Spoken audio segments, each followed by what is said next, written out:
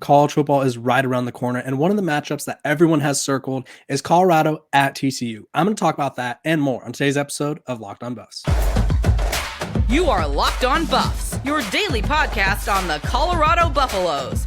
Part of the Locked On Podcast Network, your team every day.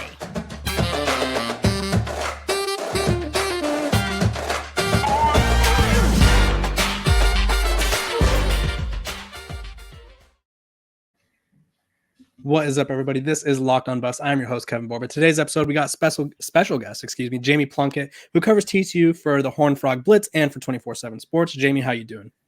Man, Kevin, I'm doing great. Football is right around the corner. We've been waiting for so long, and it's about time to see some people hit some people. I know, believe it or not, this whole offseason, we've been talking about expansion, realignment, media rights deals. There is a sport that will be taking place pretty soon, August 26th. I think there are some games officially happening, so that's exciting.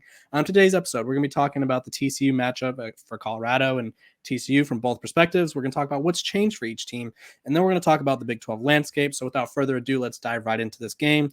To give some context, Colorado is currently 20.5-point underdogs, TCU 20.5-point favorites.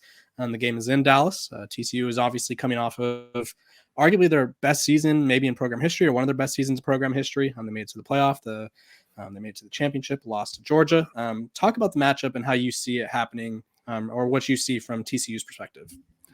I think this is an opportunity for TCU to get off on the right foot in the 2023 season and start to maybe get some of the bad taste of what happened in that national championship game out of their mouth. You mentioned it was one of the best seasons in TCU history, and it definitely didn't end the way any Horned Frog fans wanted it to, with the biggest blowout in national championship history. So I think this is their first opportunity to get back on the field and hit an opponent since that game. They're going to be really amped up for it.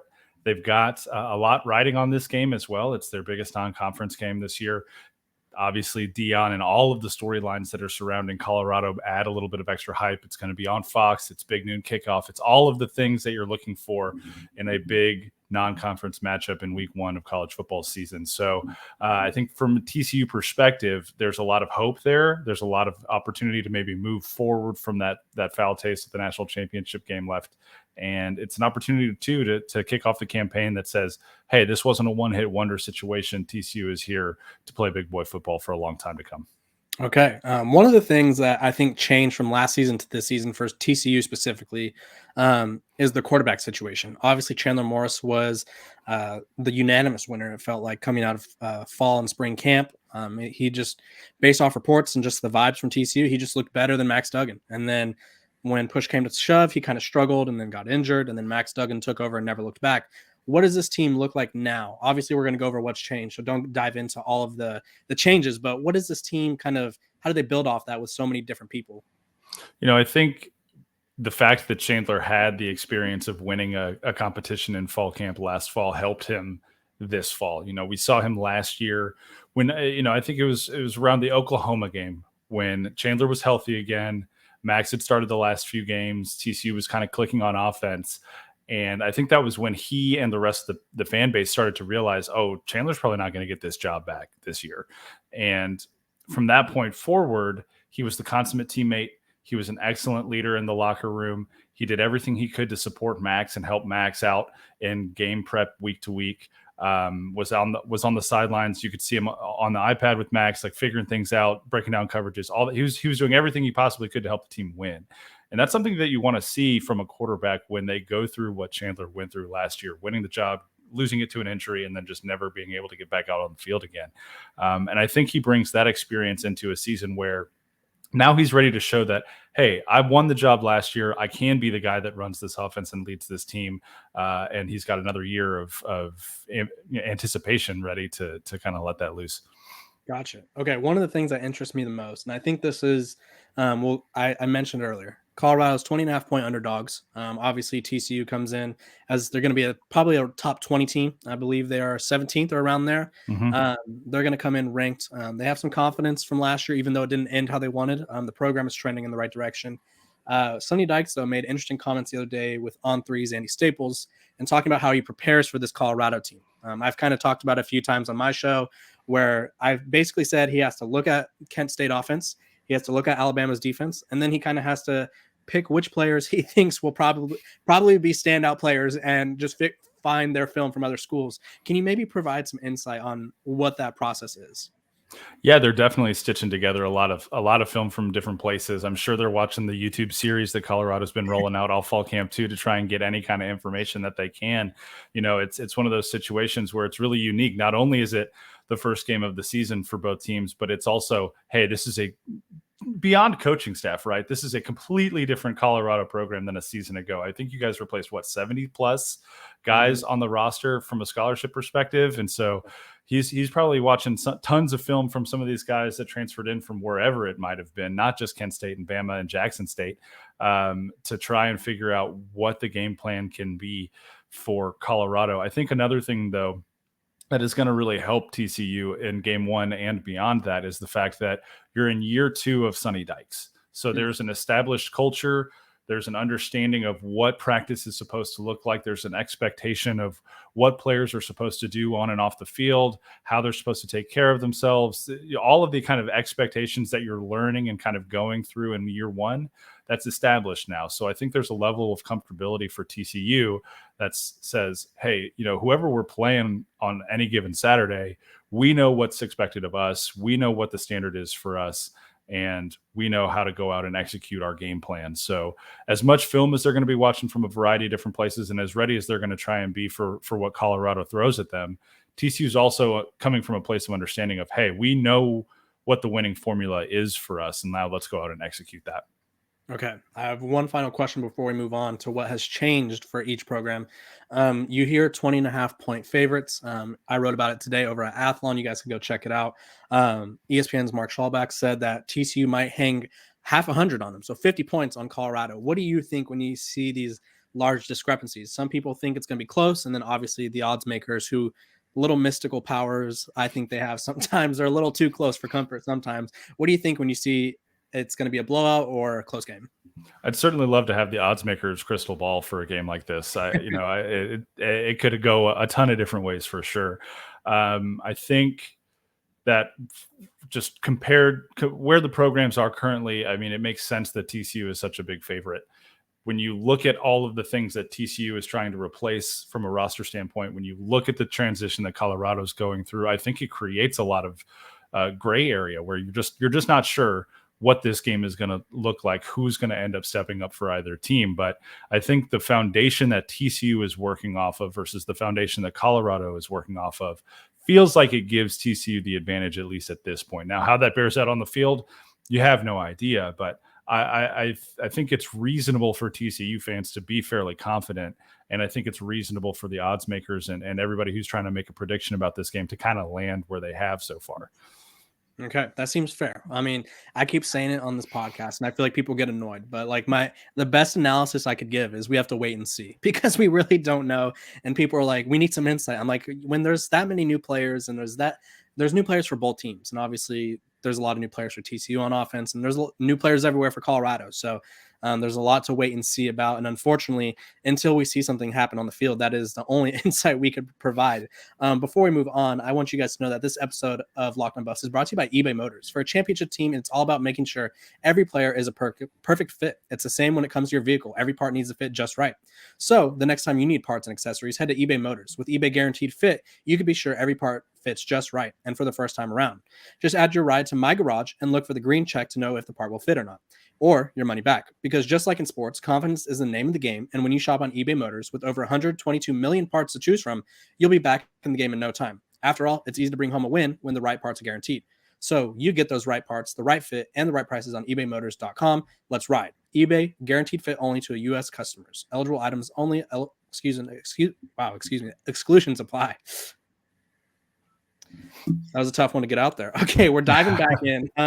We're talking about what's changed for both teams. One of the things I want to focus on the most is which is when I look at this game from a positive perspective for Colorado, I look at Chandler Morris starting. Obviously, funny enough, I wrote the preview for TCU for Athlon, so I kind of did a deep dive into TCU. So they lost a few receivers, their running backs, a couple offensive linemen, their quarterback, obviously, but the one that stands out to me the most is the quarterback, especially since we saw him play against this bad Colorado team last year, the 1-11 team. What has changed for this TCU team personnel wise, confidence wise, and maybe just vibes wise, if you will? Yeah, I pretty much everything, I think, from an offensive standpoint has changed for TCU. It starts with the fact that Garrett Riley, the offensive coordinator last year, has left, and he's the OC at Clemson now. So Sonny goes out and he finds Kendall Briles at Arkansas, brings Kendall in to run this offense, and is also the associate head coach.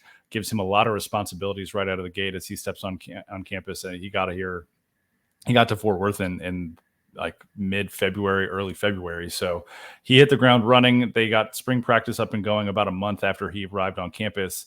And from spring to now, what we've seen from this offense is a lot more confidence, a lot more comfort running this Kendall Briles system.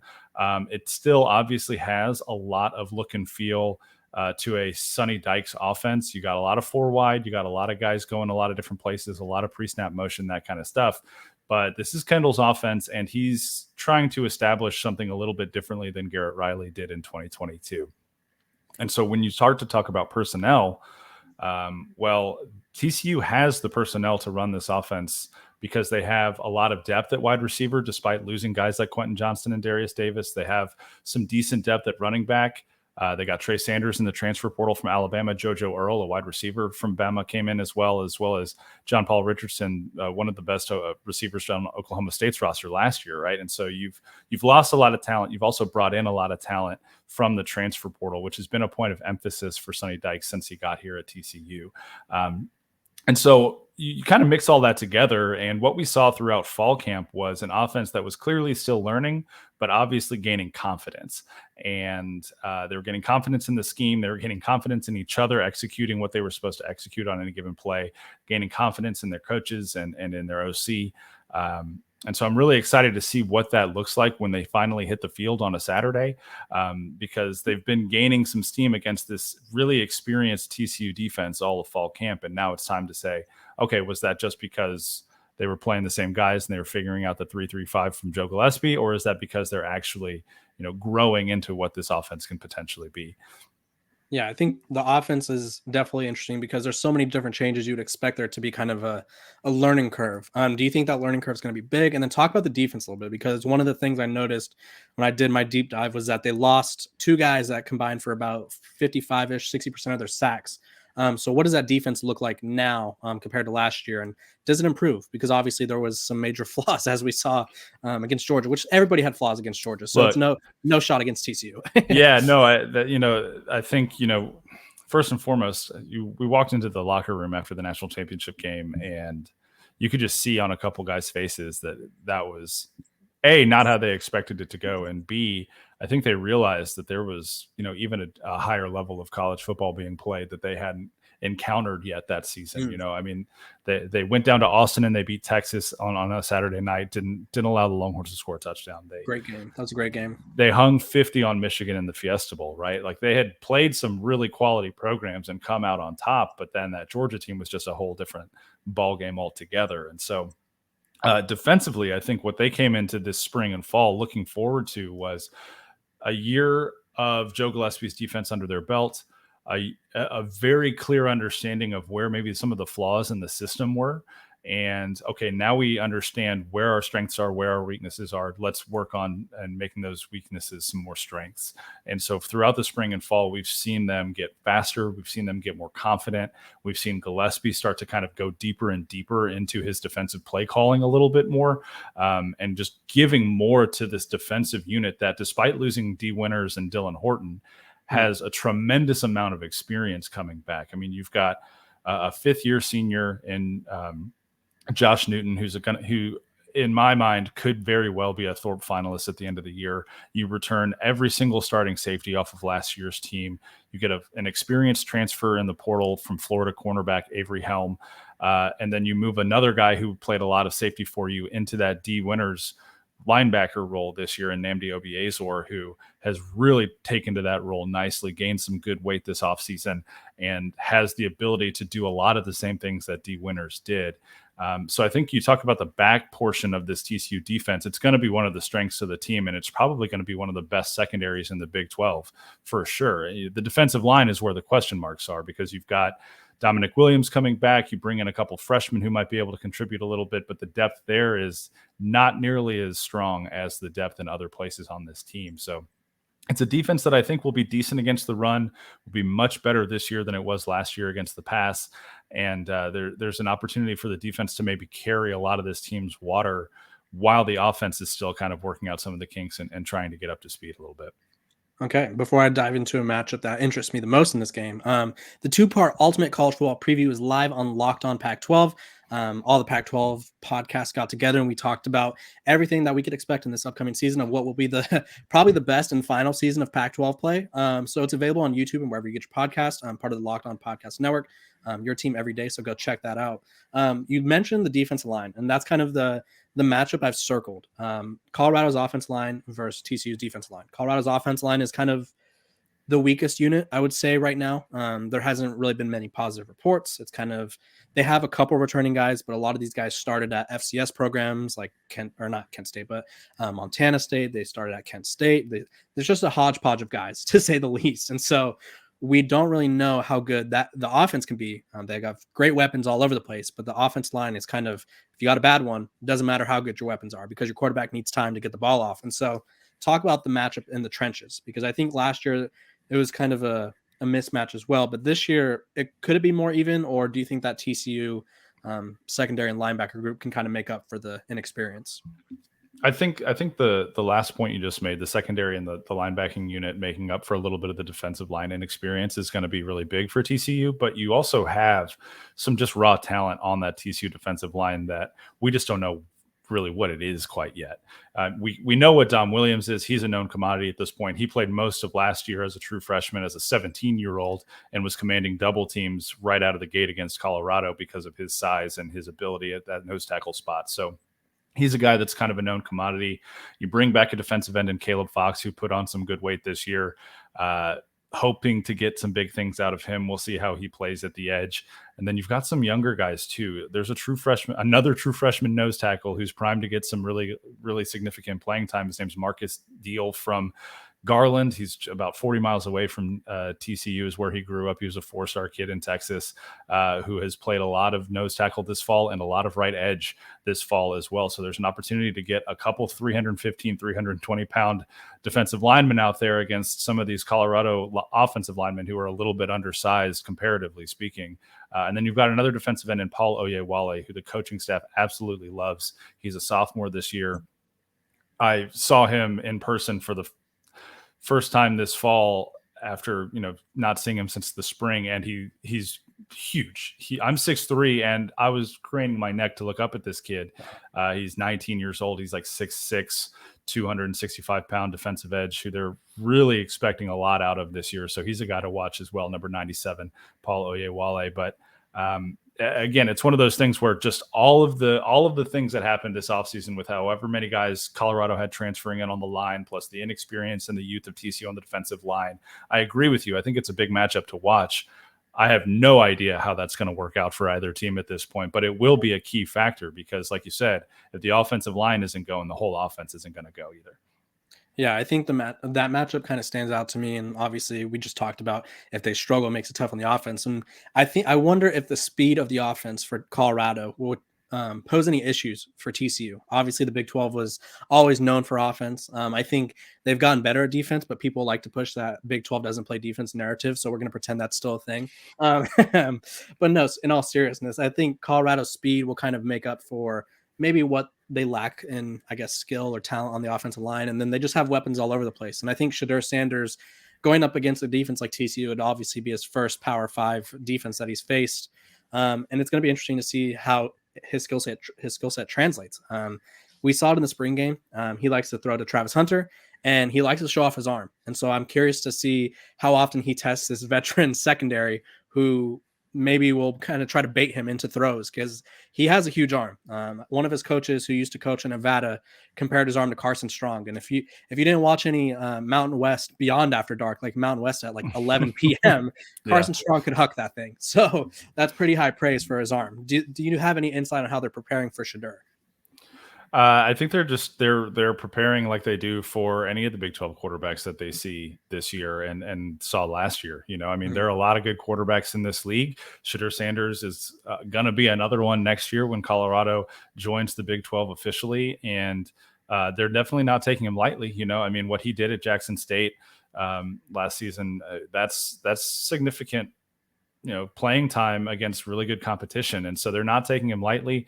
They're getting their guys ready to go. But at the same time, the secondary, they've heard the narratives around Deion, they've heard the narratives around Shedeur Sanders, and they want to remind folks how good they are. And so I'm really excited to see what, that Josh Newton, Travis Hunter matchup is going to be one heck of a battle between a really good receiver and a very, very good cornerback. What TCU does in their secondary won't necessarily change because they're playing Shedeur Sanders, but it will be a tough battle on the field for sure. Okay, you don't have to go into a lot of depth on this question because I don't want to get you in any sort of trouble or anything, but do you think there's extra motivation to beat Colorado because of Deion Sanders' presence? Gosh, that's a good question. I don't know. Probably a little bit because Deion is Deion, right? Mm-hmm. And he attracts a lot of attention wherever he goes. Plus, I mean, you're playing a football game in DFW, and Deion's a pretty well-known commodity down here. Right. I mean, I had a Deion jersey growing up because I'm a huge Cowboys fan, right? And so a lot of folks down here love Deion Sanders. A lot of these kids, though, are a little bit too young to really remember Deion from his playing days. They know him more as Coach Prime.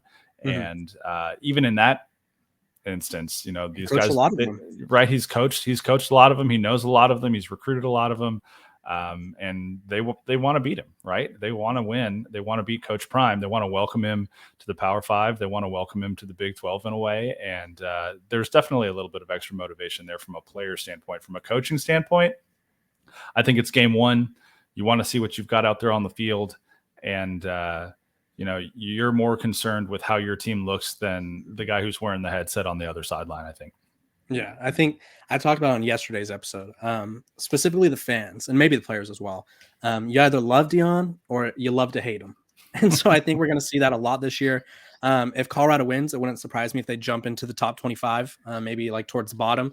And if they lose, it wouldn't shock me if they go viral and people are kind of tweeting how he's a failure already. And so it's going to be an interesting experience. Before we dive back into our last topic, which is the Big 12 jump, I need you guys to know that this episode is also brought to you by BetterHelp. This episode of Locked On Buffs is sponsored by BetterHelp. If you are someone is someone who needs a little help and guidance of going down the right path, whether it's relationships, school, career, BetterHelp is the place to do it. If you've benefited from therapy, then you know that talking to someone guiding you through the process can help you a ton. So visit betterhelp.com/lockedoncollege today to get 10% off your first month. That's BetterHelp, HELP.com/lockedoncollege. All of it's online. You find the perfect therapist for you. You could change your therapist, no charge added. So go check that out. Okay, Jamie. Realignment happened. We all know about it. I've been writing about it for months as someone who covers the Pac-12. And I'm still writing about it because it's still not done. It has been ongoing, but for the Big 12, it is pretty much done for now. We'll put on an ice. We'll just tuck it away for now. But talk about Colorado's fit in the Big 12 again, because they were once in it, and talk about what the jump is, or maybe possible rivalry, maybe Colorado TCU. They played the past 2 years. They might end up playing each other again moving forward. Talk about all of that. So I think from a realignment standpoint, chaos is chaos, and TV money is TV money. And at this point, we all understand, I think, pretty clearly what drives a team like Colorado to jump from the Pac-12 back into the Big 12, where they have a lot of those natural rivalries, right? They're going to get to play Oklahoma State, Kansas State, Iowa State again for the first time in a long time, which I'm really looking forward to those rivalries getting rekindled to an extent. I'm looking forward to, Texas Tech has only played 4 teams in the current Big 12 more than they've played Arizona, because those teams were in a conference together for so long in the border conference from like 1932 to the late 50s or something like that. So it's really cool to see some of this realignment bring back some older traditional rivalries that we lost along the way. And for Colorado specifically, they obviously were never in the Big 12 at the same time as TCU, but we understand how important the state of Texas is to Colorado.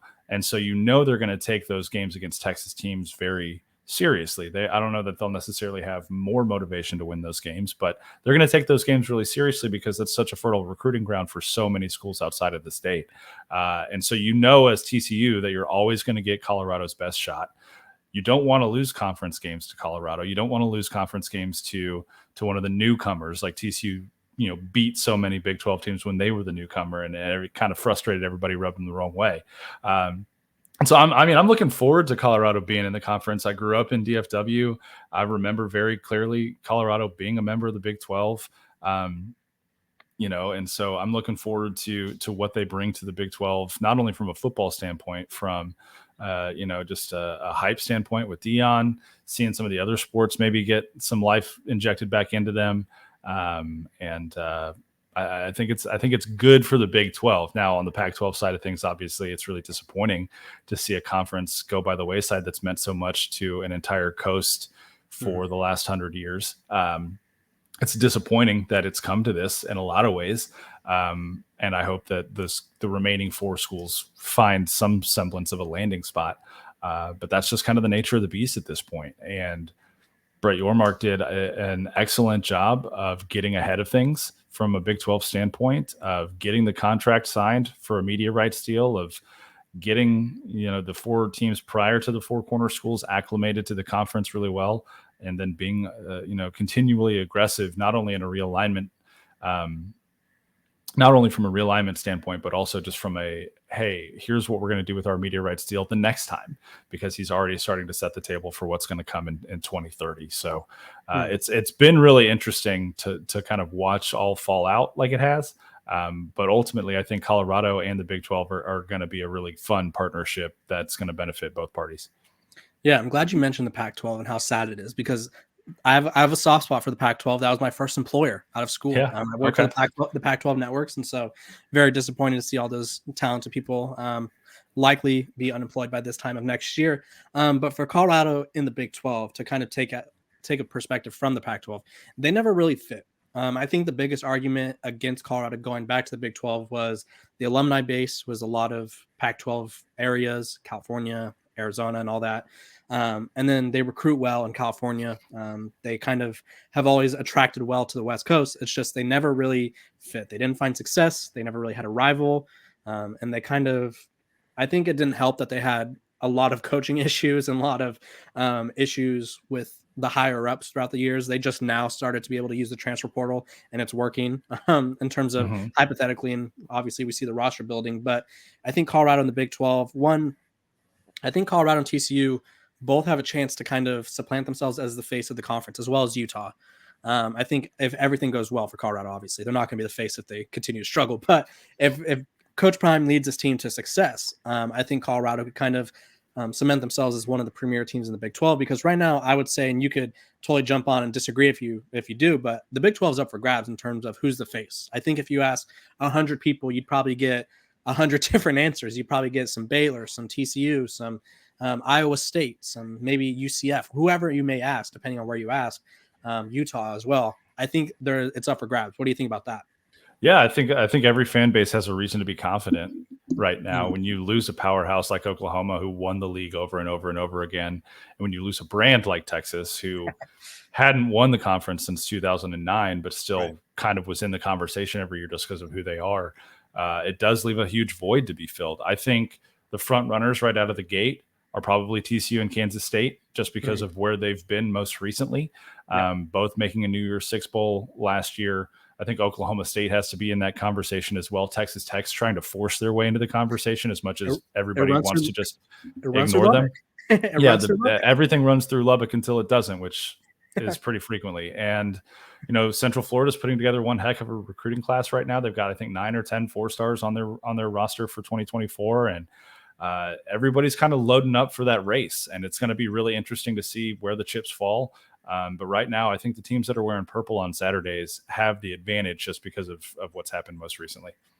What would Coach Prime and Colorado need to do? Obviously, they need to win games. So taking that aside, what do they need to do to kind of I don't want to say conquer the conference, because I don't think the Big 12's never, outside of the 7-year stretch that Oklahoma has, it's never been a conference that's conquered. It's always like Kansas State wins it one year, then Baylor wins it, or Baylor and TCU tie, and both of them miss the playoff, unfortunately. So what does Colorado need to do to kind of at least be in the discussion? I think stability is really important. I mean, you look at the programs that have had the most success. I mean, TCU under Gary Patterson had the most sustained success in program's history because he was here for 22 years, right? Now that Chris Klieman's kind of established himself and has a lot of coaching stability at Kansas State, we're starting to see what they can do from a coaching standpoint, from a recruiting standpoint, and from a program building standpoint. Mike Gundy's the longest tenured coach at Oklahoma State, right? And so I think for Deion and for that coaching staff at Colorado, it's going to be really important after this year of instability, of so many transfers, of trying to establish a new culture and set new expectations and all the stuff that comes with coaching change. Now's the time to establish some stability, and it has to happen week 1 right now to say this is the expectation every Saturday. That's never going to change. And from this moment forward, say this is how we recruit, this is how we coach, this is how we build our program, and be unwavering in those expectations. Because once you establish those expectations and you establish some stability, you can get more out of kids because they're comfortable enough in the system to know what's coming next. They have an understanding of what's expected of them. They can go out and perform at the level that they need to perform to be competitive in the Big 12. And so I think it all comes back to how stable of a program you establish, because if things are constantly in chaos, kids are not going to be able to rise to the level that you'll need them to rise to. I mean, look at the chaos that we saw at Texas, right? I mean, that's the perfect example of a program that had more wealth and more recruiting resources than any other team in the country. That is not an exaggeration. They had more at their disposal than any other team in the country, and they've not been at the level of Bama or Georgia or Ohio State or Michigan or Clemson for a long time, because of coaching instability, because of donor instability, and general athletic department instability. So if Deion can bring a culture of stability to Colorado, I think that will go a tremendously long way to allowing them to be competitive and find themselves in the top quarter, top third of the conference more often than not. And then it's just about cycles, right? It's about getting old at the right time, catching some heat at the right time, and having a break or two go your way. And then all of a sudden you've got a season like TCU did in 2022. Yeah, I think people ask me all the time, because I predicted Colorado to win 5 to 6 games. And I said, I think there's 3 or 4 teams that they're better than. And they're like, okay, what about the other 2 wins? I'm like, college football is never about the better team. Sometimes you just got games where you win and something happens, you get a fluke bounce or whatever it may be. Yeah. I need 2 things from you, Jaimie, before we go. One, do you maybe a score prediction or maybe like an over under type of thing? Does Colorado cover or does TCU cover? And then tell the people where they could find you and your work. Yeah. So score prediction, again, a lot of unknowns going into this matchup, but I do think the 20-point spread feels about right. Okay. I wouldn't be shocked to see TCU win somewhere around like 35-14, somewhere in that range feels right to me. I think Shedeur gets a couple, maybe a long run for a touchdown. He and Travis Hunter beat the secondary once or twice to get some big gains, maybe a score. But ultimately, I think going back to program stability, just TCU's program being established at this point, kind of where it is, that kind of wins out in the end. And as far as my work goes, 24/7 sports at hornedfrogblitz.com. That's where you can find all my written work. I've got a podcast called Frogs Insider where you guys can go listen wherever you get your podcast to. And you can follow me on all my socials at Frog Preacher. Okay, and will the Hypnotoad be making a comeback this year, or is that just a one-time thing? It will absolutely be there. See, the Hypnotoad wasn't just a one-time thing last year either. They've been rolling that thing out there for like the last 4 or 5 seasons, and so it caught up. It caught. The program starts winning. Yeah. Oh, hey, okay, yeah. So now this is a fun thing to latch on to. So the Hypnotoad will be there in full force. So prepare your Colorado minds for that. I hope nobody smokes too much stuff before you get into the game, or that might be a problem. That might be a trip. The Hypnotoad might mess someone up. Jaimie, I appreciate you for coming on.